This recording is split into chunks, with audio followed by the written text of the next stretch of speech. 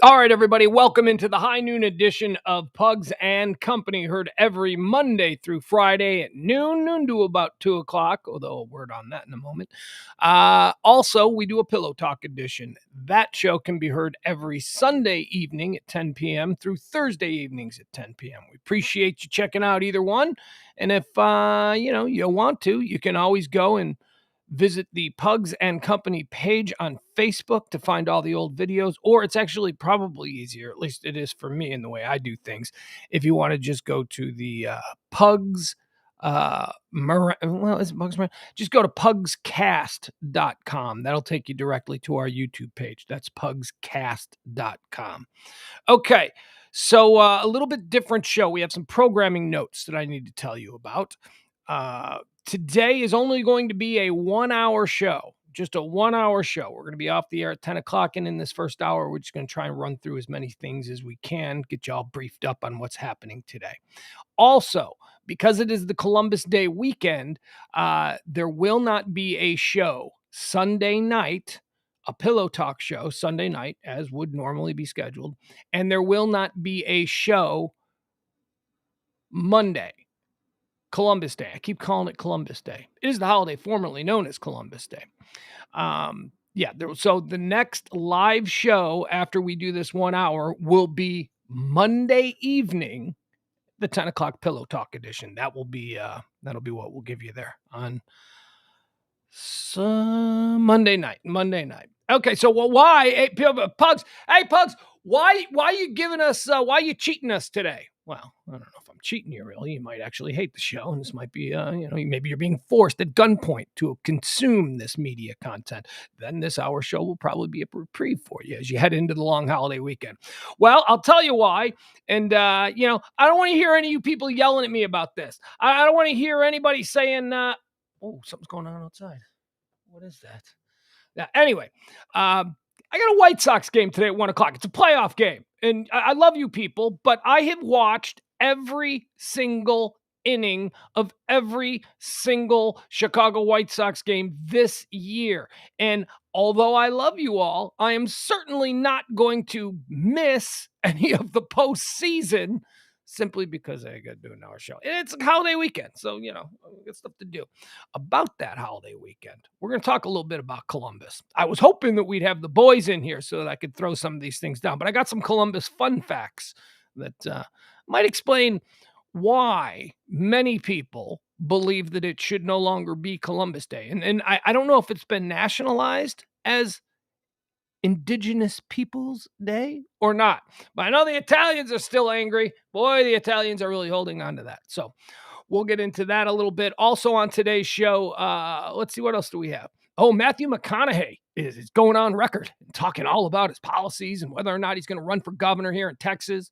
We'll get into that just a little bit. Sarah Silverman is accusing Hollywood of doing, this is a quote now from Sarah Silverman, a Jewish lady, Sarah Silverman, quote from her. She's accusing Hollywood of engaging in Jew face casting. Jew face casting? Okay, we'll talk about that too. We'll find out what all that's about. What else do we have today? Oh, Dave Chappelle. I watched the new Dave Chappelle special on, hi, Steve. Steve's like, what's up? I watched the new Dave Chappelle special a couple of nights ago on Netflix. And my review, my just quick review of it is that it is the best stand-up comedy performance I have ever seen. Now, I qualify that by saying stand-up comedy is art. I mean, I have seen stand-up comedy performances by people like Stephen Wright or Mitch Hedberg that were just boom, boom, boom, boom, boom, boom, boom, boom, boom, boom, boom, boom. And those were fantastic stand-up comedy performances. But this thing that Dave Chappelle did is, in my opinion, stand-up comedy as art. Oh, well, what? You're one of the angry ones? We got the dog over here. The dog is, look, the dog is going to be a what? Dog is going to be a jerk all show for this entire, stop it. Go lay down. I'm not talking to you. Oh, God, here she comes. Get out of here. You're not allowed in here.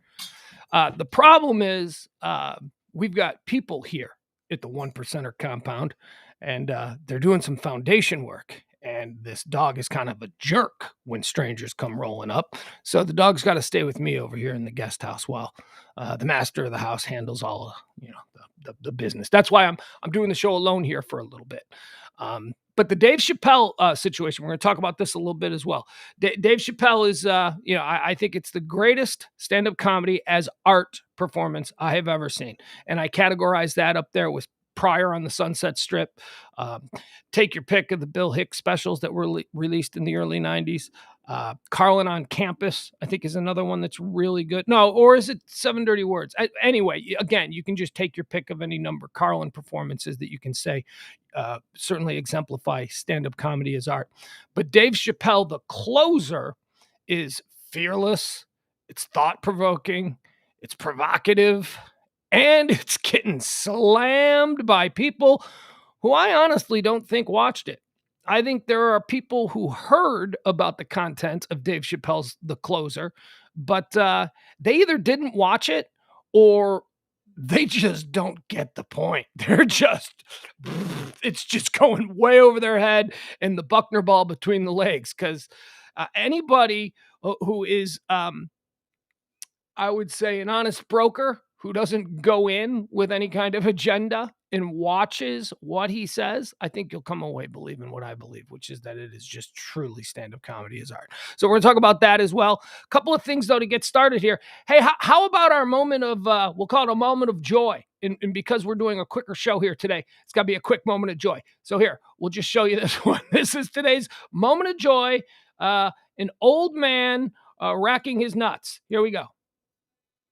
Oh, damn, look at it. See, an old man sitting down, crossing his legs, racking his nuts. Here he is. Oh, whoa. Let's do it one more time. Oh, wait, here. Oh. How big are this man's balls? What is going on with this guy? Oh, Mr. Popular, Mr. Popular. Apparently not being. Oh, okay. My buddy Aaron is distracting me right in the middle of the show, which tells me that my buddy Aaron. No, look at me, he's still doing it. Look at him. 1, 2, 3. Sit down. 1, 2, 3. Bow. One more time because it's quick. 1, 2, 1, 2, 3. Oh, that's kind of funny, right? I think that's kind of funny. They say that old men, that their testicles drop to very, very low-hanging levels, and I think that man is an example of it. All right, what else do we have here to get into today? Let's see here. Just off the top, hey, we got some birthdays. It's some people's birthdays here today. It's Sigourney Weaver's birthday. Remember her? She was the girlfriend. Well, she's Ridley from the Alien franchise, but Ghostbusters is what I most commonly think. Also, Gorillas in the Mist, right? And she in that. She was like a massively big actress in the 1980s and early 90s, and then I don't know what happened, but she stopped being a massively big actress. And now today, Sigourney Weaver is 72 years old. So happy birthday, Sigourney Weaver. Also, another dude that was a massively big person in the 1980s who I didn't even know this dude was still alive, but he is still alive. And that is Paul Hogan, Crocodile Dundee. Good eye, mate. 82 years old. Crocodile Dundee's Paul Hogan is 82 years old today. If you're going to have a one hit, if you're going to be a one-hit wonder in the movie world, the celebrity pop culture world, you may as well be Paul Hogan, right? Because Crocodile Dundee was pretty good. I love that movie. I don't know about Crocodile Dundee 2 or the other ones, but the first one was pretty good. He came out of nowhere. He did what another Australian export tried to do. You guys remember Yahoo Serious? Yeah. Google him. Yahoo Serious was like some super popular Australian comedian back in the 80s. And after Crocodile Dundee popped in America, they tried to force Yahoo Serious on us. Young Einstein, I believe, was his movie, and nobody watched it. So anyway, Paul Hogan, 82 years old today. No data on how old Yahoo Serious is today. But the big birthday today, you got to stop. Go lay down. I'm sorry. I love this dog, but she's on my shit list the last couple of days. You people, you want There you go. Get out of here. No. Go. No, I am not going to let you out because you're just going to try and attack the people who are fixing the house for you. Don't give me those eyes. Don't. Go lay down. Honestly, I think the only way that I can handle this dog. Now I got to fix this. Damn it, dog. Camera hijinks. Will that one work? Yeah, that'll work. That's fine. I don't care if it's a little. Go lay down. I'm not playing with you. Let's see here. Steve says, believe it or not, I've never listened to Chappelle until you talked about him. I picked one of his YouTube, and it was fantastic. He was in Austin. Show was called For What It's Worth. Yeah. Now the dog. Look, Steve. The dog does. It's not that the dog loves me. She's not. And you know what? Don't be fooled by it. She has been an incredibly awful person. Because I think dogs are part human. She's been an incredibly awful person these last couple of days. And she is in trouble. Thank you, Jeff Glenn. Yahoo Serious is 68 years old. No, I don't have any potatoes. Steve, everyone's like, the dog is just being cute. She's just being... No, she's not. She is not being cute. She wants to go out and she wants to bite a stranger. That's what she wants to do. She knows that there are people in her yard, and make no mistake, it is her yard. And now she's stuck up here in the guest house with me, and she's very confused because I'm talking to apparently nobody. She has no idea why these noises are coming out of my head, and she's confused, and she just wants to know why. And honestly, I don't have time to explain what live streaming is to a 1-year-old dog, a 1-year-old dumb little dog. Okay, that's a good girl. You just lay there. Okay, so Chevy Chase is the other big birthday. I want to talk a little bit about Chevy Chase. He's 78 years old today. Now, what do we think about Chevy Chase? I mean, is there a popular perception of what this guy is? I think there is. It ain't good. Chevy Chase was, can't take Caddyshack away from him, can't take Fletch away from him, can't take Modern Problems away from him, can't take Foul Play away from him, he has done any number of hysterically funny movies over the years. But the problem is with Chevy Chase, and I've known many comedians and funny people over the years.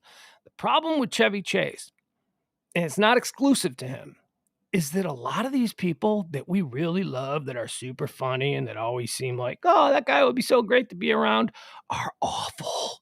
They're just awful people. They are filled with self-doubt. They are just boiling over with insecurities. And when they get a little bit of power or a little bit of influence, when the red light isn't on, when they're not doing the, hey, look at me, I'm Mr. Great Guy. When they're not doing that, they ain't nice people. Chevy Chase has been sort of hung with that label for what? So, look, it got so bad. John Belushi has thrown punches at Chevy Chase, and Bill Murray has thrown punches at Chevy Chase over the years. Although I understand that Bill Murray and Chevy Chase are now okay. He was just always known as kind of an arrogant jerk, and I guess that shouldn't be so shocking because his entire brand was a little bit of conceit. Not a little bit, a whole lot of conceit. Famous Chevy Chase catchphrase: "I'm Chevy Chase and you're not." I mean, that's a little bit of scoreboarding, yeah, right? Yeah, okay, you are Chevy Chase. You're on TV right now. You're saying that, and I'm just some dude sitting at home watching because I don't have a date on Saturday night. But more to the point, when I think of the Chevy Chase history of being an asshole, I think of what happened with him on the show Community. Now, I don't know if any of you have watched Community. It's available on one of the services, probably either Hulu or one of them, Netflix at Prime. I'm not sure. But I have seen the entire series run of Community probably 2 or 3 times now. And I watched it, every episode, recorded it weekly as it aired back when it was in its initial run. And then I remember it popped up on one of the services a few years ago. And I watched it again all the way through. I got to binge it, and that was fun. And then last summer, my son, who was 11 years old at the time, my son discovered it. So we started binge watching episodes of Community together. Community, if you have never seen it, is a wonderfully funny show.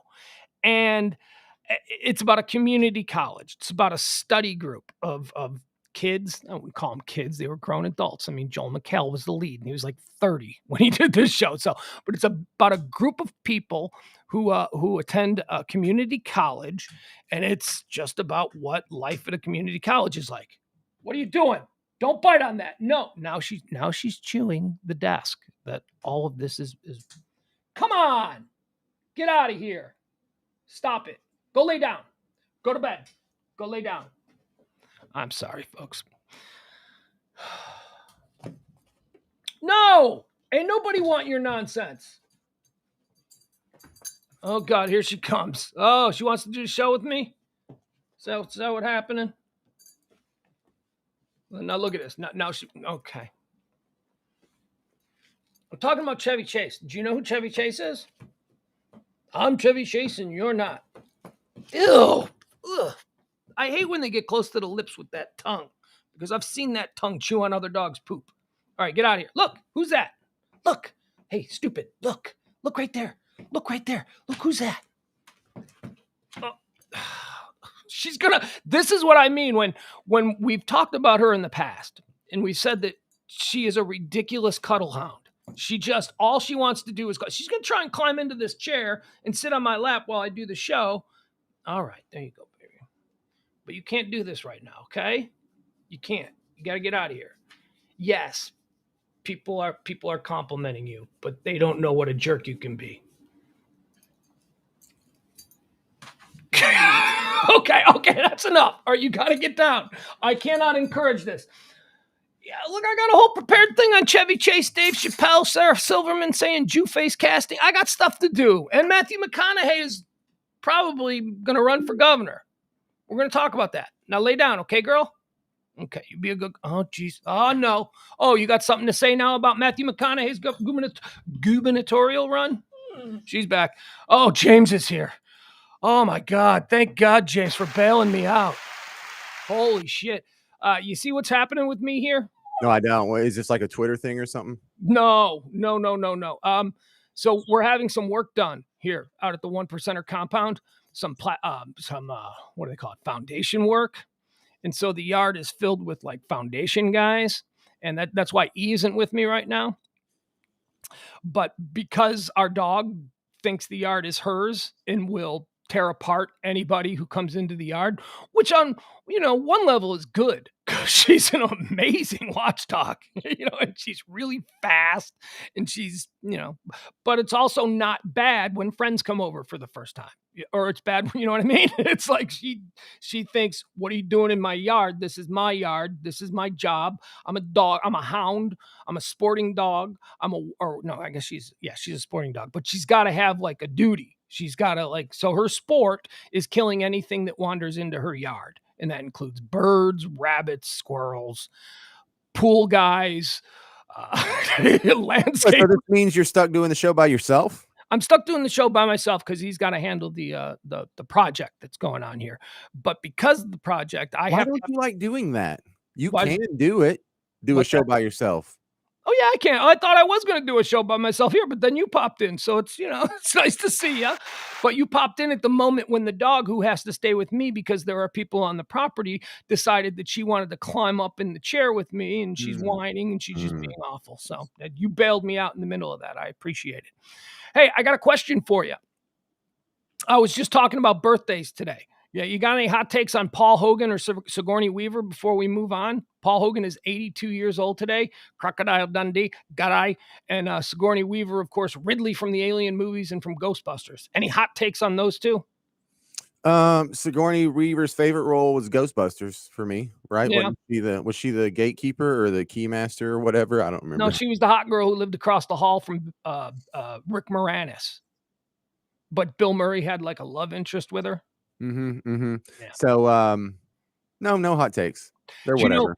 You know what angers me about Sigourney Weaver? And really, this is a stretch because angered you, right? Really to be angry about with Sigourney Weaver. Do you know who her dad was? No. Her dad was Pat Weaver. Pat. So when Sigourney Who's Weaver, Pat Weaver? yeah, I'll explain. But Okay. when Sigourney Weaver said at like 17 or 18 years old, I think I want to go to Hollywood and be a famous actress. Her dad was the president of NBC. He like her dad ran NBC from the 1950s through the 19 till like Brandon Tartikoff. Basically, he's the grand old man of NBC. Dang. That always angers me. It's when because it always seems have you known anybody who's headed out to Hollywood to make it big as a star? Have you known anybody that tried that? Oh yeah, they all failed They all fail. Why do they all fail? because their uncle isn't a director or something like that. That's right. That's Yeah. right. This idea that, Mary Jane Smith from, bum freak Iowa can just get off a bus and be discovered, that's a myth. That doesn't happen. Well, it's not a myth. It Well, does happen, but it's such an infinitesimal small probability that less than that's gonna be you, bumpkin. That ain't gonna be you. You're not Brad Pitt, because Brad Pitt just from the sticks in Missouri or something, right? right. And so And just Brad Pitt had sex with every female producer in Hollywood to get his roles. That's basically known now. that's a So it's double not win. what? No, that is true. Brad Pitt was having sex with everybody who was connected, every female that was I assume female. I don't know. He was having sex with every female that was connected to anybody in Hollywood when he was an unknown actor, even to the point that he had an ongoing affair with Robin Givens when she was married to Mike Tyson, and Mike Wow. Tyson caught them once. Wow. That's a great Google that. Google Brad Pitt and Mike Tyson, and you'll get the story. It's a real Wow. story. How have I not heard this before? I don't know. It's the exact same thing, and this is why they're all kind of in the same category. When you have the actors, when you have musicians, when you have professional athletes, it's like, yes, there are people that make it, but you're not going to make it to the NFL, so you don't need to, arrange your whole life around football when you're 16. If You need to be a little more realistic, and so it's just not a realistic goal. It does. It's like lottery winners. You see a couple people on TV, you're like, that could be me. Probably not. if your dad is a cop and your mom is a nurse, don't go to Hollywood because you are not going to make it. I mean, again, less than 3% will make it. Less than All, 1%. all you need to do is just pick any random star and then go read their bio. And you're going to find out her father, the construction magnate, her mother. Well, like Nicolas Cage, who's his, isn't he like a Coppola or something? Yeah, Nicolas Cage is the nephew of Francis Ford Coppola. And then like Gwyneth Paltrow, someone's niece, like Steven Spielberg's niece or something like that. Nick Cage changed his name to Cage. His name is Coppola, I believe. And he changed his name to Cage because he didn't want to be trading off of his, family name. Prove he can make it on his own. That is completely disingenuous because that all he's saying is he doesn't want the general public when they see his name in a credit go, oh, that if you think that the producers who auditioned Nick Cage at 18 years old didn't know who his uncle was, you're insane. You're lying to yourself. I mean, come on. But in my experience, and I've known a couple of people who have gone to Hollywood and they've become successful. Robin Tunney is a very good example. I don't know if you know who Robin Tunney is, but she got her big break in the movie The Craft back in I want to say the late 90s or something, about three hot young witches. And then she had a TV, I think she's in Missing Persons or whatever. She's from my hometown. She went to school with me. She's 2 years younger than me. I've known her. Do you know what? You know her? Yes, her father owns like 10 car dealerships in the Chicago area. And my point is, well, that's not connected to Hollywood. No, it's not. But when the children of rich parents go off to Hollywood and roll the dice, they don't have to wait tables and miss auditions to make their rent. They're on an allowance that sets them up in a nice place that allows them to go on 5 auditions a day when other people, when the daughter of the cop and the nurse have to do 2 shifts at the diner and they can't go to them because they got to make rent. So certainly almost everybody who makes it in Hollywood comes from money.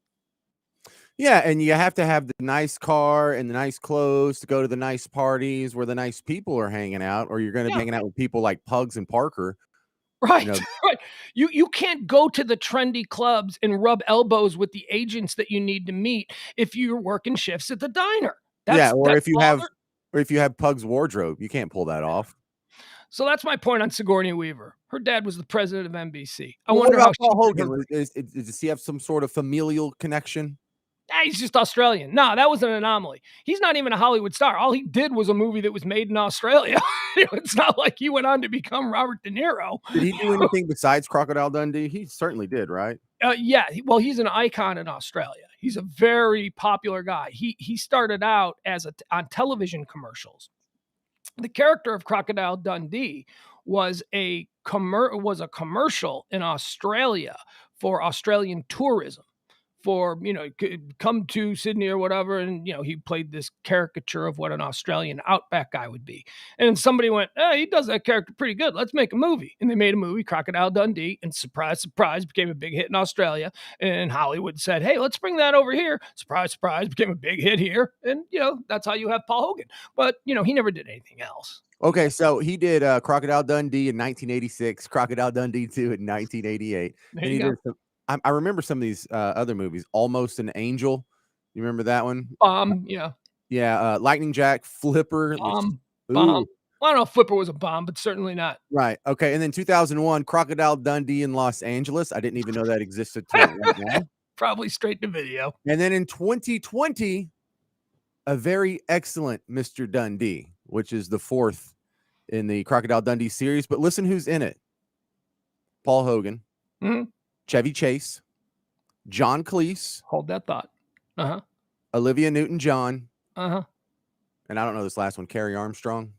Man, How'd you get those big names in such a obviously bad movie? There's no way because they didn't win Oscars, did it? as Ross Rubio points out in the chat room, he owned the Crocodile Dundee franchise, so he's filthy rich and could probably pay these people that he wanted to work with because nobody was ever going to cast him on his own to work with these people. So you overpay a John Cleese, you overpay a Chevy Chase, and you get to hang out with them for 6 weeks on a movie set that you're in charge of. That sounds pretty good. That's what money gets you. People say like when you reach this level of success and then you fall off and you have no more success after that, like one-hit wonders. That's the movie equivalent of a one-hit wonder, right? Yeah, except that's only by our interpretation of it. I mean, he never lived in America. He stayed down in Australia where he's a national treasure. So, he didn't need it. He already had it. But a lot of people say that that's got to be tough, to be like on top of the world and be super famous and then just go back to your old income and your old level of fame. And I don't think I would mind that at all. I think it'd be fun to just be famous and super famous for a while and then be able to come back to this. You can, if you have one hit that is universally recognized in the American popular culture square, just one thing, you can ride that for the rest of your life. You may not make $1 million a year, but you can make 6 figures doing car dealer openings and all. Now, and if you're okay with that, you can still ride that for the rest of your life. I mean, I a very good example of that is my own personal history with Danny Bonaducci, who played Danny Partridge on The Partridge Family. That dude did not have an acting career after Partridge Family. I mean, he did a couple of things, but they were low budget stuff. And by the time he found himself as a 30-year-old guy who used to be a child star, he had nothing. So what did he do? He traveled around the country. He said that one of the best things that sustained him for a number of years was that every Christmas time, some radio station somewhere would want to do a Partridge in a Pear Tree promotion, man. And they'd bring Danny Bonaducci out and make him sit in a tree for an hour. He's like, and I'd make 10 grand for sitting in that tree for an hour. Nice. So, as long as you're okay. Oh, and also you and I radio guys, make no mistake. If you were the snarky neighbor on Silver Spoons, you wouldn't be streaming with me right now. If you want to do radio, like today, as at the age you are, if 30 years ago you were the snarky kid neighbor on Silver Spoons, you would have a show. You would have a show. You wouldn't have to send a demo. They'd be like, yeah, man, this is the snarky neighbor from Silver Spoons. He's the one that used to get all up in Ricky's grill. That kind of thing. You'd be fine. So it's all about your expectations. Now, I imagine going from being super hot, super famous to a guy sitting in a tree at Christmas time for some radio stations in Detroit, that might be humbling. But to Danny Bonaducci's credit, No, he didn't let his ego do that. He enjoyed it. He went with it. He was like, I don't have any education. I Right. all of my money, No skills. no skills. I couldn't even play bass. I had to fake that on the Partridge Family. So, he was very cool about it. And as it turns out, he was just naturally gifted at doing talk radio. He turned out to be one of the greatest. Everyone says Howard Stern is a great interview.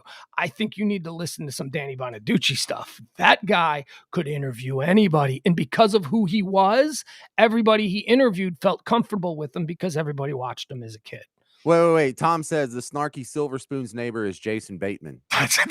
That's Oh my God, he's right, isn't he? He is right. And when I said that, I went, ooh, I shouldn't have used Silver Spoons because that's a bad example because Jason Bateman is one of the coolest and most relevant actors in Hollywood Arrested right now. Development to Ozark. What a jump. Jesus. Yeah. Oh, but not only that, every other movie, any movie that any comedy that requires a square guy to be in the center of the comedy and play the straight man, that's Jason Bateman. That's Jason Bateman. The Arrested Development was one of the funniest and well-written sitcoms, I believe, of all time. And Jason Bateman was the straight man. Everybody around him was nuts, but he was, Yeah. He was our avatar. He's the avatar for the person to be like, okay, yeah. I'm in this situation. What's that like? And if you enjoy Ozark, you know that he's also a damn fine dramatic actor. He's very good in Ozark. Okay, so you mentioned the Paul Hogan movie, and when you interrupted me, actually, you were the second person to interrupt me when I was on this spiel because the dog CeeLo decided to try and climb on my lap. But I was talking about another birthday. So we've got Paul Hogan, 82, Sigourney Weaver, 72. Today, Chevy Chase is 78 years old. Chevy Chase. Oh, look at that. And I was just sort of ranting about Chevy Chase's reputation in Hollywood. That's a jerk. Yeah, there you go. Thank you. You get it. Everyone says he's the biggest jerk. Yeah. Most famous, I was talking about the show Community, which is a show that I really love, and my young son also loves it. So we will fire up a Community episode whenever we're doing something, watching, eating dinner. What do you want to watch? Put on Community. It's a nice background thing. In Community, if you take a 30,000 foot view of that show, it was never highly rated. It was always well critically acclaimed. And the audience that did love Community was an audience that was deemed very desirable by advertisers. So that's why a show that was fairly low rated, but it had the right people watching, and that'll always sustain you. Take that 30,000 foot view of that show, and there are breakouts from that show all over. There is Donald Glover is like one of the most talented people working in Hollywood right now, whether he's doing stand-up comedy, creating television, or his alter ego in hip-hop of Childish Gambino. I mean, he is truly a talent. Alison Brie, also from that show, a tremendous talent. John Oliver is a relevant talent, although I haven't watched the show in a year because I just can't do that anymore. Ken Jeong, who doesn't love Ken Jeong? From the Hangover movies, his Dr. Ken Jeong, he's hysterical. Those were all people who were on this show that nobody watched, who exploded afterwards. In many ways, Community, except that it was given a long run, is kind of like Freaks and Geeks in that regard. I knew you were going to say that. But yeah, it's true. It is true. Yeah, a show that not many people watched somehow spurred all of these stars, these people that went on to be huge stars. And now, if you've never heard of Freaks and Geeks and you look at the box cover, you go, is that Seth Rogen and James, what's his name? Franco. James Franco. Is that Seth Rogen and James Franco? Is that when they're like 16? Yeah. Is that the guy from How I Met Your Mother?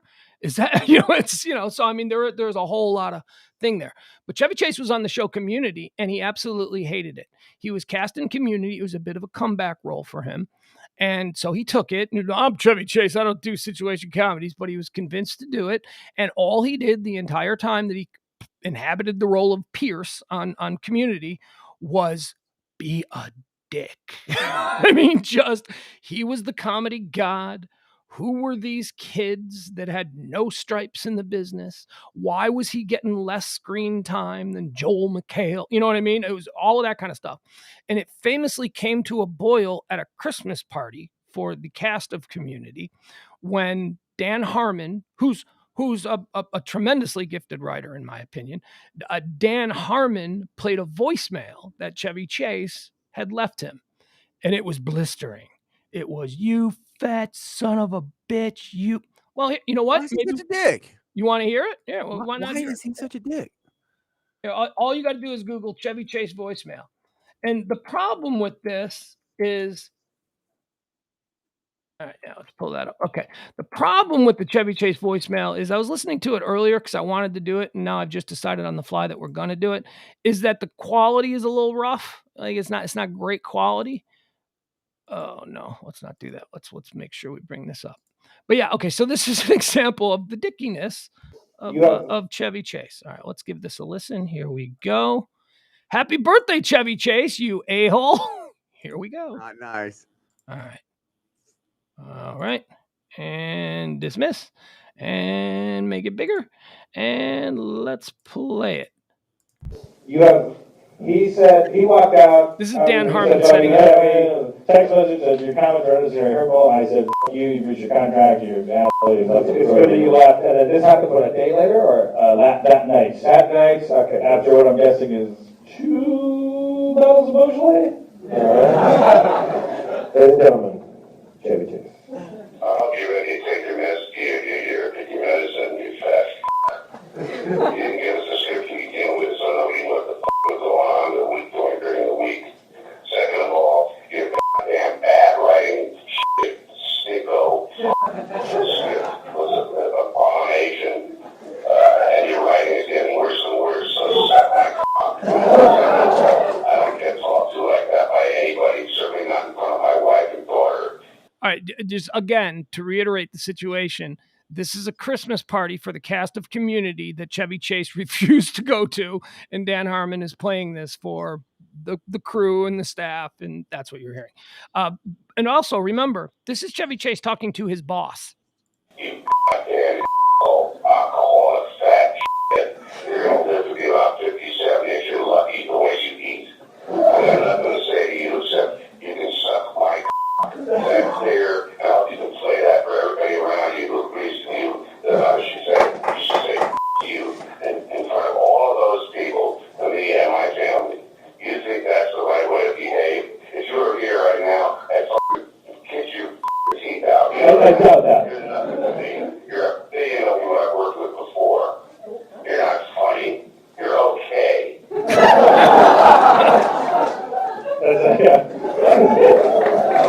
All right, well, there you go. That's Chevy Chase talking to his boss. So when people say he's a dick, you can see he's kind of a dick. And also, what makes it interesting is those people gathered around laughing. Those are his coworkers. Those are the people that Chevy had spent 4 seasons around every day. They sound like they're like, yeah, he is a dick. I mean, don't they? Aren't they? They're like, oh, this guy is unbelievable. I get the feeling a lot of people would be this rude and vulgar and terse if they could get away with it. I have a feeling there's a lot of people out there who would talk to their boss that way right now. Well, if your if they boss could get away deserved with it. I mean, no, not necessarily. I'm saying there's a lot of bad people out there who are holding back on being as bad as what we just heard because there's negative consequences to it. Yeah. And you remove those negative consequences, a lot of people are like that. A lot of people are just jerks. So happy birthday to Chevy Chase. Yeah, happy birthday. Here's a reminder that everybody says you're an asshole. All right, moving on. Let's go to some trending topics. So Matthew McConaughey was trending today. You know, they say he's going to run for governor, although Matthew himself will not give up any of the real details. He spoke with the Sway podcast, hosted by Kara Swisher, formerly of CNN. I believe this is a New York Times podcast that they put out there. So McConaughey was essentially talking about whether or not he's going to run. He gave no definitive answers. He just kind of danced around it. But I did pull a couple of quotes. So let me lay these on you as a natural born Texan, although I would not consider you a quintessentially Texan at heart. You're a bit more, you're not the stereotypical Texan. How's that? I was literally raised on a horse ranch in the middle of nowhere. Right. but the way you carry yourself. So that would be quintessentially you are not, of course, but you are not the stereotype Tex. I've never seen you in a cowboy hat. I've never heard you say the N-word. And those are the Oh, that's what a stereotypes. Texan is. Okay. Well, that's what a Texan is to people north of the Mason-Dixon line. That is your I know. awful Yosemite Sam is probably what I sound like to people in Chicago. I get Now, it. I of course know that not to be true because I've lived here long enough, and I've been blown away by some of my closest friends in the world are natural born Texans. So, but that is a stereotype. Just as my stereotype from Chicago is that I exist on pork and beer. I'm obese, which might be And you kind of. love the Bears. Man, when the doctor, Bears and the Bulls, Ditka and Jordan, Oprah, that whole thing. What my doctor told me the last time I went to the doctor, I was, and this is what spurned my big thing. He said that I was only 6 pounds away from being classified as morbidly obese. And at the time, I wasn't that fat. I was like, wow, how low is the morbidly obese line? Absurdly low. Yeah. Absurdly low. And then he's like, well, you understand that like 75% of men above the age of 40 are considered health-wise morbidly obese. I'm like, okay, but that scared the hell out of me. I was like, I do not want that in my medical files anywhere. That I can stand a whole lot of humiliations, but that's one that I do not want. All right, Matthew McConaughey. Matthew McConaughey. So here's what he said on running for governor of Texas. And if I could do a Matthew McConaughey impression, I would. But he says, is that a place to make real change? Or is it a place where right now it's a fixed game? You go in there, you just put a bunch of Band-Aids, and in 4 years you walk away and they rip them off and you're gone. The actor told Swisher, I'm not interested in that. So the current way politics is, he says he's not interested in. But he then adds he's having a bit of an internal debate with himself over the issue. And here's what he says about his internal debate. One side, I'm arguing, is McConaughey, he uses him. He's one of these guys that always speaks of himself. You know what I mean? Quite often, yep. Yes. His internal debate. Quote now. One side, I'm arguing, McConaughey, exactly. That's why you need to go and get in there. The other side is, that's a bag of rats, man. Don't touch that with a 10-foot pole. You have another lane. You have another category to have influence and get things done. You'd like to get things done you'd like to get done, and help how you think you can, and even heal divides. So he's a little bit, he's going back and forth on it. I love the bag of rats metaphor though. That's politics is a bag of rats. Right. Well, when you go down to the capital of any state, you can guarantee there's plenty of rats walking the halls. Oh yeah, you think Washington is bad? Go visit your state capital and see those people. Yeah, those people are the minor leagues. That's right. It's the minor leagues of assholeism. Okay. Beto O'Rourke recently took a bit of it's not a shot, but they're describing it as threw a little bit of shade at Matthew McConaughey because, of course, you would have to worry that Matthew McConaughey entering a race with Abbott, Beto, and him, that might pull a little bit of the Beto people, I would think. I mean, I think it'll pull from all over.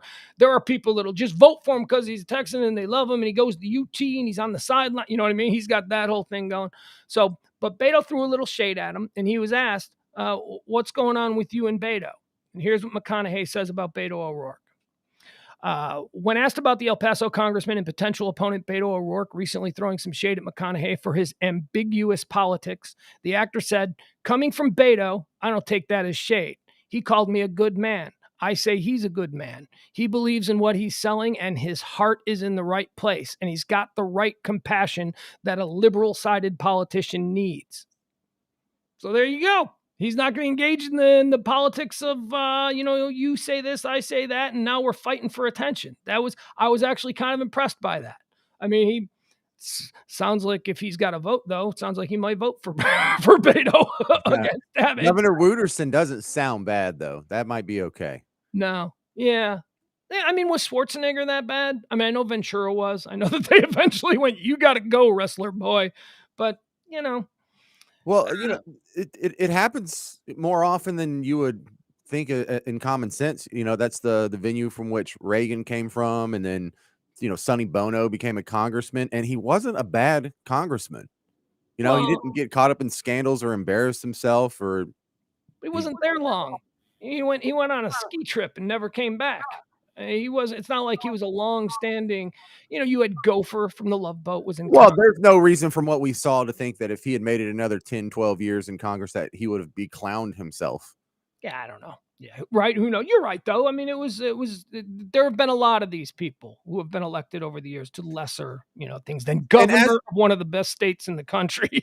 That's a big one, man. Here's what I like about it is if it's not going to be some outsider who has no political experience and we're not even so sure what his political policy platform is going to be, I still think in most instances that's better than the alternative. Who's running now? Some guy that's been in the political machine, and he got elected at city council, and then the head of city council, and then a mayor, and then he was like some judge, and then he was a state rep, and then he's a state senator, and now he's attorney general, and he's going to be governor. Some guy who's been spinning in the gears of whatever political party got him to this place. Right. Picking just a random dude at the grocery store is probably better than having that guy win. Whatever it is, governor, Congress, president. Do you know that is funny that you say that, because just the other day I was thinking about how we always have such trash options. These, I got my law degree, and then I went and I worked, interned for a local congressman, and then I became a board of elections commissioner in my county, and now I'm running for Congress. Yeah, fuck that guy. But that guy is an animal from the machine. And so the other night I was thinking there's got to be a better way than this, bullshit shell game popularity contest that we're doing. So I came up with an idea. Random draft. You're just randomly drafted. Okay. Yeah, no. I like that idea, and I've thought about this before, and I've talked about this before. And the problem with the random draft is you're going to get someone in there with a 91 IQ. We don't already? Have you seen Louis Gohmert? Come on, man. Come on. He has better than a 91. I'm talking. Wait. What was the limit for retarded that we were talking about last week? 80 something. I think. Yeah, 80. What if we get an 80 in there? What if we get some drooling idiot? Well, I think that you have to be medically clear and in control of your faculties. You can't be crazy. I think there are some checklists that need to go off. Good. Now I'm on board with it. Just random. So maybe your third grade teacher suddenly is representing your district in Congress. That would be fantastic. Miss Watson, she would be great. Yeah, for a year or two or whatever. We don't have to. And certainly, I think you and I agree on term limits, right? These people can't be allowed to just. No, I don't agree with term limits. Oh, you don't? So you think you should be allowed to rule as long as you can? Well, as long as the people keep voting you in. Yeah. Okay. Well, we disagree on that. I think there should be term limits on everything, including the Supreme Court. All right. So here's more on Matthew McConaughey on what he is politically, because this is what people don't really know yet about him. He's very vague. He's obviously a Hollywood guy. He likes the weed and the bongos and the partying and the good times. But all right. So what Matthew McConaughey is politically? People want a third party, and we've got one, and it doesn't have a name right now. And it's the majority of people in this country, McConaughey said. I'm hesitant to throw labels, but there is a sleeping giant right now. I think it's necessary to be aggressively centric to possibly salvage democracy in America. I don't disagree with that. I think you and I have talked in recent days about being centrists and about how, the loons on the left are every bit as awful as the loons on the right, and the majority of us fall somewhere in the middle. Yeah, but I think it's the paradigm isn't two-dimensional. It's three-dimensional. There's left, right, and there's sort of like authoritarian versus libertarian. There's two axes to the spectrum, because there's so much that the Republicans and Democrats agree on that I don't agree with. So where am I? I'm not between them at all on like things like drugs. I think all drugs should be legal. Heroin should be sold over the counter at Walgreens. As do I. The only limit you should put on it is you can't sell to anyone under 18. So just check their ID at the counter. But that's not what Republicans believe. They believe in severe drug restriction. Democrats believe less and less severe drug restriction. And I'm nowhere between them. I guess I'm up here, or maybe I could be like way over here. Yeah. But the centrist isn't too appealing to me because, like, the centrist, what's the compromise between the Democrats' budget plan and the Republicans' budget plan? $3 trillion in deficits versus $1.5 trillion in deficits. Well, I want 0 in deficits, so neither one. I'm not between them, and neither one of them represent me. So there is a third party, but I think it's not on the same spectrum as the Democrats and Republicans. Never mind. We don't do politics. I appreciate that take. I'm not going to engage. I'm not trying to make a case for No, I balancing know. the We're budget. I'm talking in just the saying. abstract about this Hollywood celebrity, and we're trying to figure out what his politics might actually be. I get that. He also goes on to say, while not directly taking sides, McConaughey hinted at where he stands on some issues, saying he is for mask mandates and does not agree with Texas' newly enforced abortion ban, calling it juvenile in its implementation. He also believes that hallucinogenics should be legalized. It's a mixed bag. That falls into your category of it should all be, one's individual choice if they want to do this. If you're Yeah, but he stops at hallucinogenics. Why not crack? Why not fentanyl? all right, so there you go. That's the Matthew McConaughey stuff, and we're already running out of time here on today's show. I wanted to get to this. All right, Sarah Silverman is also trending. This is interesting. This could be a fun one. So they're making a film about the life of Joan Rivers. Probably going to be a very interesting film. If you know anything about Joan Rivers' life, it is fascinating. It is the way the show, The Marvelous Mrs. Maisel, is slightly based on her coming up in the comedy scene in the 1960s and what it was like for a woman to do that. And then you have the HBO show Hacks, which won a whole bunch of awards at the Emmys a couple of weeks ago, which is supposed to be a depiction of Joan Rivers in her later life as an old, accomplished, ceiling-breaking female comic riding out her days in Vegas. Do I need to watch that? That sounds Hacks pretty is good. terrific. Yeah, Hacks is terrific, man. Sounds good. It really is. It's really funny. And it's HBO, is that what you said? HBO. Yeah, it's based on Joan Rivers. Stop giving me watching assignments, man. My queue is huge now. So they're making a big screen film about the life of Joan Rivers, which, as I said, is probably going to be really good because she had a fascinating life. I mean, we know about her wars with Johnny Carson and her husband killing himself because he thinks he screwed her over with Johnny Carson. There's so much great, fascinating stuff in that woman's life. So Sarah Silverman is very upset over the casting. Kathryn Hahn, who I believe is on her way to being a national treasure. I love Kathryn Hahn. She is a fantastically funny actress. She's great in everything that she's ever done. The name isn't super recognizable, but you pull up her face and you'll go, oh yeah, I know that chick. She's been in everything quietly for the last 15 years of television and movies. Are you pulling her up because you don't recognize her?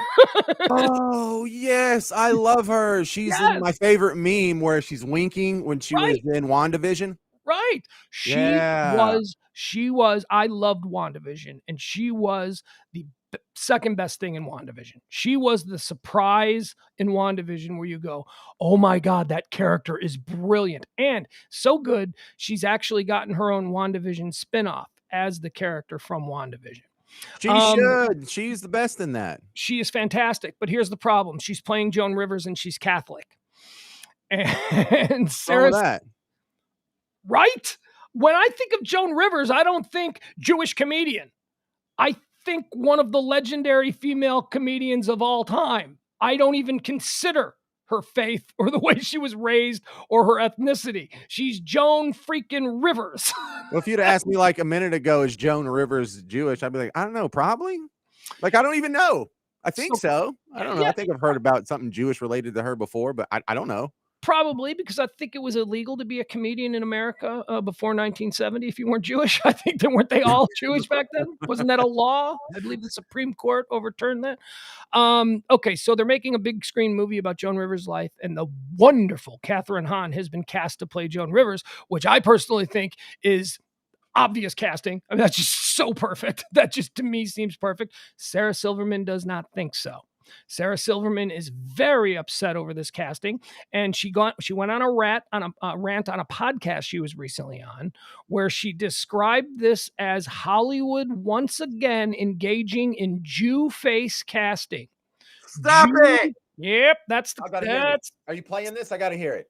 No, I don't have it. Okay. I wish I did, but I'm just reading the report. Jew face casting was trending earlier today, and so was Sarah Silverman. You Now, know that Hollywood always shutting out the Jewish people. right, exactly. So Sarah Silverman's complaint, which is, I mean, and I think Sarah Silverman's stand-up, at least from 10 years ago, was really great. I Yeah. thought she was very funny. But man, the more she opens up her mouth lately, the more I just want to go, oh, shut up. She is upset. Look, here's what's really happening here. Sarah Silverman loved Joan Rivers. Sarah Silverman probably wanted this role, and it was given to Kathryn Hahn, who is a far more accomplished actress than Sarah Silverman, who is probably going to do the role with more depth and with more craft than Sarah Silverman, a stand-up comedian who dabbles in acting, could ever bring to the role. And Sarah Silverman is upset that they cast a Catholic woman to play Joan Rivers. And she says this is a part of a long history of Hollywood engaging in Jew face casting. Casting people who appear Jewish, which I don't know. What does Jewish look like? I mean, what are we talking about here? Catherine, when she said that about Kathryn Hahn, I went, oh, what does Jew face casting mean? Does she have a Jew face? Is that what Sarah Silverman is saying here? James, take it. Well, if you would have asked me 2 minutes ago, is Kathryn Hahn Jewish? I'd been like, I don't know, maybe, probably. Like, I've never talked to her. I don't know. Who even cares? And I don't know. Sarah Silverman wanted that role, and I don't know that, but that's obvious. That's obvious. And Sarah Silverman, she is on record over the years as being Joan Rivers' #1 fan. So if you take Sarah that, Silverman would be really good playing that role. I don't know. I think this role is going to require a lot of drama, a lot of. No, I think Sarah Silverman could do it. She would get coached. They would do 28 takes of the hard scenes until they got it right. And comedians are naturally good actors because they're acting all the time as it is. True. I mean, they're always they're doing a character because no one talks like that in real life. No one talks for an hour straight telling punchlines every 8 seconds. Right. But she would be good at it, and she knows she would be good at it. And you know what? The rest of us, if you don't think she would be good at it, you know, you're entitled to your opinion. But here's why she didn't get it. She's too old. If you're going to do a bio of Joan Rivers, you're going to start not when she's 50, you're going to start when she's 20. And there's no way Sarah Silverman could pull off those younger year stuff that's going to happen when the movie starts. And so you get a woman who's more like 30. I want to see how old Kathryn Hahn is, because I don't think Kathryn Hahn is 48 years old. Hold on. Oh, wow. She's older than me. How old is Sarah Silverman? Sarah Silverman is 50 years old. All right, so they're the same age group. So they're obviously casting someone. Well, how about this? Kathryn Hahn looks younger than Sarah Silverman. I would say that they're obviously, you know, you say you want to cast somebody to play her in her 20s. Well, they may get another actress to play They would have to. In the 20s. But the movie is probably going to take place, the bulk of the film and the story of her life is probably going to take place in the 1980s when Joan Rivers was a massive star. And I envision that it will be flashbacks of her telling stories or going through a memoir or whatever it is. So to cast somebody about 50 years old, that's about how old she was when she was, you know, banned from the Tonight Show and given her own show on Fox and was the #1 comic in America for a long stretch of the 80s. So that seems about right. Well, I take it all back then. So why do you think she didn't get it? Because Joan Rivers' life is incredibly complex, and this is not going to be it's not going to be like that. This is going to be a story about a woman who went through tragedy after tragedy after tragedy, and yet was resilient and became Joan Rivers. I mean, her life was not easy. Like I said, you know, she was offered the big story with Joan Rivers is that she was for years Johnny Carson's hand-picked personal fill-in. And towards the last 15 years of Johnny's career on The Tonight Show, he took 3 days off a week. So Joan Rivers was on The Tonight Show 3 nights. And Fox Network, when the Fox Television Network came into existence in the mid-'80s, they came to Joan Rivers, who was the permanent fill-in on the Tonight Show and said, we want to give you your own show. You're already on the Tonight Show 3 times a week. Well, we want to give you this show. And they offered her a boatload of money, and Joan Rivers took the boatload of money, and then Johnny Carson disowned her and would never speak to her again. And it absolutely destroyed Joan Rivers, because Johnny Carson had given Joan Rivers her career. She felt he was her mentor, and Johnny was a mean guy. We've talked about this. Johnny was a bad drunk. Johnny was not a nice man. Just, well, like I said earlier about most comedians, Like Chevy Chase. maybe not to that extent, but Johnny was, oh boy, there is a Johnny Carson audiobook available on YouTube that I listened to before going to bed. I'd lay in bed and fall asleep to it. It is great, but it doesn't hold back. It does. Do you know why Ed McMahon has a career? Johnny Carson. Right, but why? I mean, anybody no could have idea. been Johnny Carson's sidekick for all those years. Because in the early days of Carson, when he was in New York, when he was first given the show, Johnny was such a belligerent and mean drunk that he would go out after the show and just pick fights with people and get beat up. And he couldn't be showing up on TV with black eyes and all that because he was a belligerent, angry drunk. Wow. So they went and they got this guy who was an MC at on Broadway, or like some stage show, and he was an MC for this other cabaret show or whatever, and he was big, and he was a Marine, and he was affable, and his name was Ed McMahon. And he had good insurance. No, not insurance. I'm saying because he was an insurance salesman or whatever. It was Johnny needs a wingman who will, one, make sure he doesn't get into fights, and if the fight starts, can whip ass for Johnny. That's why Ed McMahon got his gig with Johnny, because Johnny would go out to a bar in New York City after the Tonight Show, get blackout drunk, and start a fight with somebody, usually over a woman, because Johnny was very handsy, and Johnny married a whole bunch of times. He had a whole bunch of ladies in his life. Johnny would typically go after another man's woman, and that man would want to beat him up, and he would show up the next day with a black eye, and he couldn't go on TV. So they were like, "Oh, we need a wingman. We need muscle. Who's that big funny Irish guy that's doing that show we went to on Broadway? Oh, I think his name is McMahon or something." So they brought him in, and they said, "Look, here's your job. We're going to put you on TV. We're going to make you a star. You're going to be his straight man. You're going to laugh at his jokes. But when he wants to go out drinking after the show, you're going with him. You're going with him, and you're going to make sure that he doesn't come back with black eyes." So that's how Ed McMahon. Why didn't they just hire him a bodyguard instead of a co-host? He didn't have to do both. I don't know. I think maybe, I don't know, but it's an interesting story anyway, because it's more interesting this way. So they didn't have to tell Johnny that they hired him a bodyguard. Yeah, maybe. Yeah, because that would be insulting. No, that's not a babysitter. It's your co-host. That's it. And come on, Ed McMahon was a known drinker himself, but Ed McMahon was a good drunk. Ed McMahon was the fun Irish drunk. Johnny was the belligerent, bitter, mean drunk, which David Letterman, who adores Johnny Carson, has been on record many times about. Johnny was a bad drunk. Johnny was a mean drunk. Okay, so getting back to the story, why do you think they didn't go with Sarah Silverman and they went with Kathryn Hahn? And honestly, I think it's because they need somebody who can do both comedy and drama, who can pull off the real serious acting chops, because the Joan Rivers story is not going to be lighthearted. I would not have guessed Kathryn Hahn is older than me. I would not have guessed 48 in a million years. No, I would. I would have guessed like 34. Well, all right. So Sarah Silverman says Jew face casting. And then I guess the only thing that we need to say about it is what you already said, which is you're right. The Hollywood blacklisting the Jews again, right? Yeah. It's like, no, Jews can't get anywhere in Hollywood. Hollywood's up to their old tricks. You know that old thing. Hollywood's shutting out the Jews. Yeah. Hollywood, nothing but black female lesbians, and it's been that way for 80 years. Yeah, they're basically Nazis over there. Yeah. Get out of here. Go lay down. I love you, but you're being. You can see this. Don't talk to Emil like that. Okay. I'm not talking to Emil like that. I'm talking. Look at Get out of here. Get out of here. That's a good dog. Oh my God, that's a good dog. She's actually been really bad lately.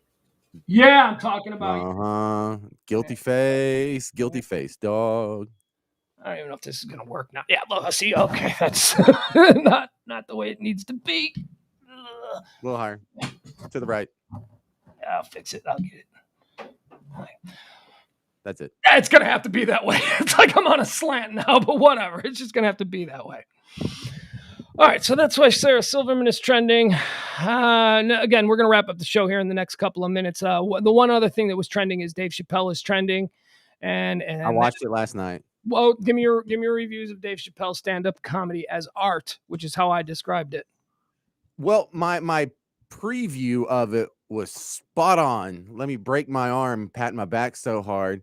But he was sacrificing a lot of the time in his special that could have been jokes for political statements, or I don't know, maybe not even cultural statements. Yeah, social statements, but social statements as a defense of his previous stand-up specials. It wasn't like he was saying this is how it needs to be. It was, I got in trouble for saying this, and this is what you people said after I said it, and here's what I get out of here. Now knocking the camera. So go ahead, continue your review. I did like it though. I loved it. It's classic Chappelle where how brilliant was his Me Too rant with the punchline S my D. I mean, how brilliant the Me Too thing about what they should have done instead of the stupid way they went about. I thought that was absolute art. That was beautiful. It's a great punchline. It's not making a solid case, for the court of public opinion, but it is funny, and the sentiment is basically shared by 90% of the country. Yes. Right. Yeah. So that it really hits home. He's not like slamming the case shut and winning in the in front of a jury and a judge and whatnot. But no, I enjoyed that. But the greatest example of his final joke wasn't even really a joke. The story. Well, yeah, the final joke, like his final punchline, I mean, it wasn't even a laugh line, is what I'm saying. Do I need to go pull it or something? No, let's not, because people probably watch it this weekend. It's new, and people have a long weekend, so we don't need to spoil it. But the story that's going around now is, he is taking more heat than ever because he's gay bashing, he's trans bashing, he hates trans people, he hates gay people, and this new special is just another example of. From watching it, did you get that? Is that the point? Because I believe that anybody that is today sitting here saying that, one, either did not see the special, or two, are really freaking dumb and completely missed the point of what he was saying. Oh, and I think most of them are intentionally missing the point, because if they say, he was pretty balanced. He had a lot of criticism for the trans community, but then he spent a lot of time telling a heartfelt story about a friend of his, a fan of his that was trans, that he had a relationship not like that with for a while, and years and years. Yeah. And well, I can't say anything else without spoiling it, but it was kind of, I don't want to say a tear-jerking moment, but I almost got emotional. Yeah, and that's, he wasn't making a joke about it.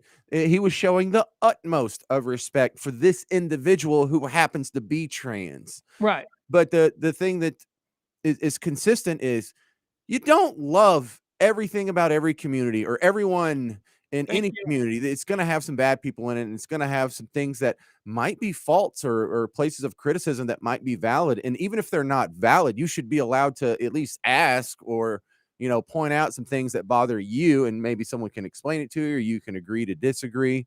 But he was making, but it's classic Chappelle, making good, solid social points, cultural points.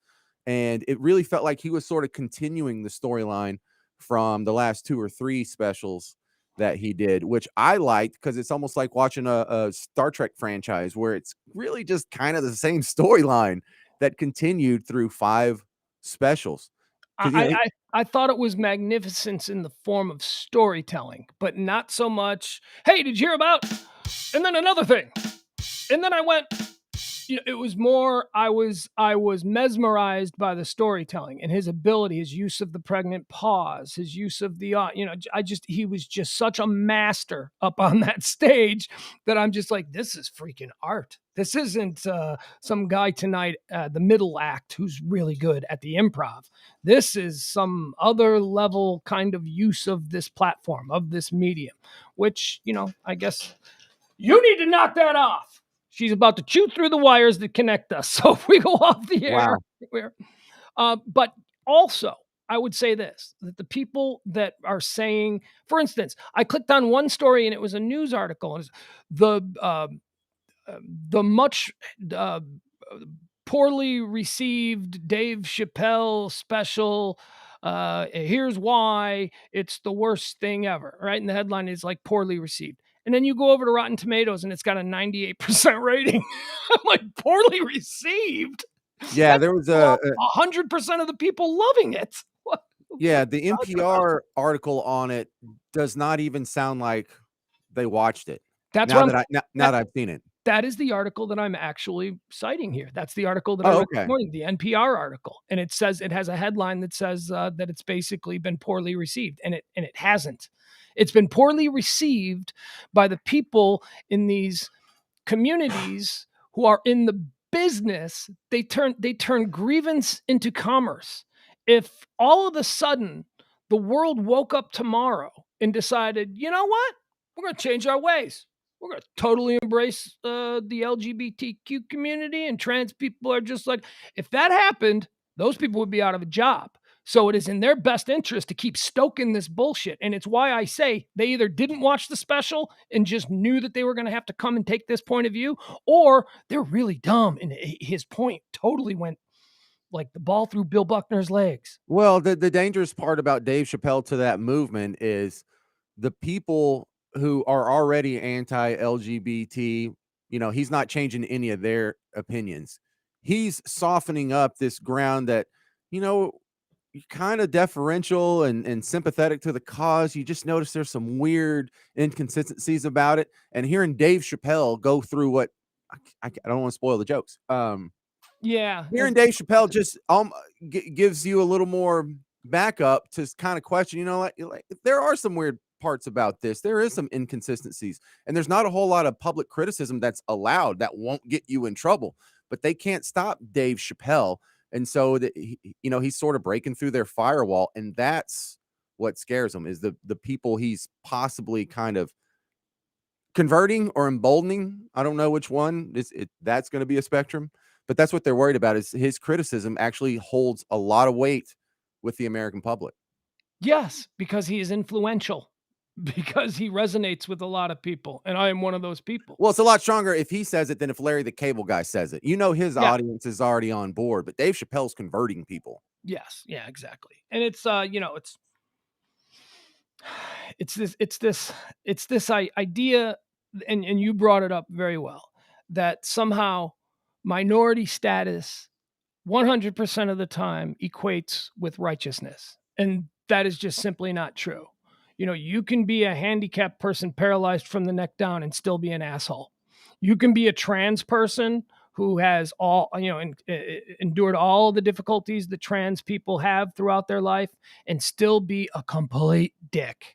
This idea that they are now look, you can't just hate someone because, and who in the year 2021 of our Lord is still walking, and I know there's some, but is still walking around hating on gay people? Aren't they an everyday fact of life? It's less than 2% of the people. It's probably less than the amount of gay people. And if you are in that percentage of people, you ain't changing your mind. That ship has sailed. They are just dug into that. But I mean, even my mom, who's an older, and I shouldn't say even my mom because she's always been a very open-minded person, but you know what I mean? Our moms are even now okay with knowing that the person who's been doing their hair for the last 50 years is a gay man. Even though, they would have argued that in the 1980s. He's not gay. He's just a bachelor. He hasn't found the right woman. He's just a sissy. Right. Or something like that. All right. I guess that's going to be pretty much it. The one other thing I wanted to mention that was trending today. This was fun. This was strange. I woke up and I saw trending right next to each other Phil Collins, and then right underneath Phil Collins trending was Peter Gabriel. So I immediately thought, ooh, Genesis reunion. Ooh, full-on Genesis reunion with original Genesis guy, Peter Gabriel, and the new Genesis guy, Phil Collins. And ooh, they're playing together. But no, that ain't it. There's a hot debate. Well, there is a Genesis concert tour going on. Oh, man. Is there just an online debate which one's the better frontman? I believe the question was not who's the better frontman. The question was, you can only listen to one's music for the rest of your life. Peter Gabriel, or Phil Collins? First of all, I would kill myself because I would not want the rest of my life to be only either Peter Gabriel or Phil Collins. But what side would you come down on that? Phil Collins or Peter Gabriel? Peter Gabriel. Why? I like his songs better. I like his solo stuff better. It's more fun and catchy, and I'm not name two Peter Gabriel solo songs. Can you do it? Can you name two? Yeah, Sledgehammer Yes. and Shock the Monkey. Oh, I totally forgot. Look who's getting involved. Look who's look at that dog. Oh my God, look at that dog. I think Peter Gabriel is the cool pick. He's the cooler of the two. I mean, yeah, Sledgehammer, Big Time, In Your Eyes, Strawberry Hill. I've forgotten about Shock the Monkey, but there's another one. I forgot about Strawberry Hill. What's that? I forgot about Strawberry Hill. Yeah, that's a good song. That's a really good song. But Phil Collins has like 20 times that. And if I got to listen to something for the rest of my life, I don't like Studio. Well, you don't have to like. What about Easy Lover with Philip Bailey? She's an easy lover.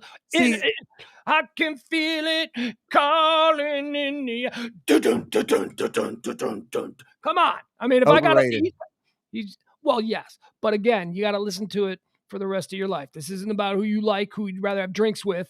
This is all you get for the rest of your life. And I'm just going with Phil because he's got way more stuff than Peter Gabriel. He's just way more successful. Well, if you're making the argument of repetition, yeah, he probably does have a much bigger catalog. Unlike most of the drips that were responding, I actually took the question seriously and said, okay, rest of my life, I can only listen to one of these guys' catalog. I'm going with Phil. Yeah, because Peter Gabriel has like, 3 albums, and Phil has all the stuff he did with Genesis and then all his solo stuff. And you can include... That's a good argument. You can include the Peter Gabriel stuff with Genesis, but that was the bad Genesis. That was the Genesis that wasn't popular. That was the art house Genesis. Lamb Lies Down on Broadway is considered one of the great of all time, but like 15 people bought that album. It was never played on the radio. You would not recognize any of those songs. But then, Peter Gabriel leaves after that to do a solo thing. Phil Collins comes out from behind the drum set, and now we've got In the Air Tonight, Land of Confusion. We got all that cool stuff. And so I'm going with Phil Collins on that one. Oh my God, Ross Rubio is so right. I can't believe I said Strawberry Hill. It's Salisbury Hill. Why did I say Strawberry Hill? Sounded right to me. Well, you know why I said Strawberry Hill? Because I've been eating nothing but potatoes for the last 3 days. And strawberry sounds really good to me right now. How's it working? You losing a ton of weight? I don't know. I'll wait till Monday. I'll put on my shirt that was a little bit tight last Monday. There was a shirt. You're never supposed to go full Irish. Yeah, well.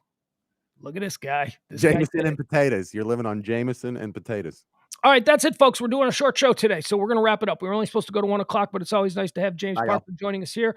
Again, programming note, we are not doing another live show, no more live shows until Monday evening, when the weekend is over. Reason for it, I got my kid this weekend, and honestly, I don't want to be like, no, we can't have this great father-son moment on your day off because dad's got to go talk shit for 2 hours. No, so we're not going to do that.